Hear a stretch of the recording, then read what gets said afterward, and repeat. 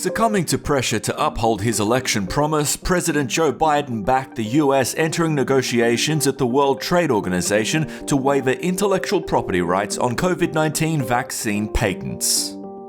Our objective overall, as we look at this decision, is how can we provide as much supply in the most cost-effective way to the global community? As the world's leader in vaccine development, this move would boost vaccine supplies by allowing poorer countries to make their own.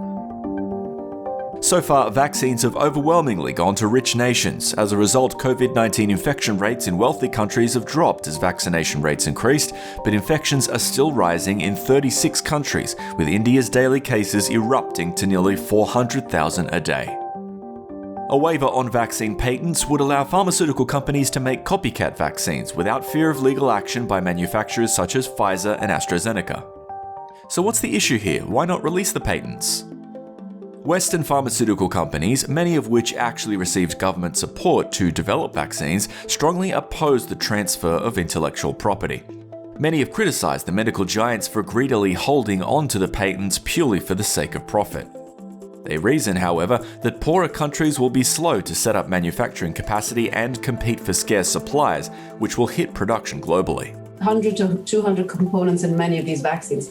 And those components at the moment are rare because we're trying to ramp up their production. If you suddenly have a diversion towards other manufacturing sites that maybe are less efficient, less productive, maybe the quality is less good, maybe you suddenly have counterfeits, you're also diverting from the current successful production of vaccines. Beyond the US, leaders from Europe have opposed the negotiations, citing fears of quality control as well as security risks. French President Emmanuel Macron says US and UK should start exporting doses around the world instead, ensuring quality but easing the unfair distribution of vaccines between the rich and poor globally. Aujourd'hui, il n'y a pas une usine dans le monde qui ne peut pas produire des doses pour des pays pauvres à cause des brevets. La priorité d'aujourd'hui, c'est pas les brevets, c'est pas vrai, on se mentirait, c'est la production.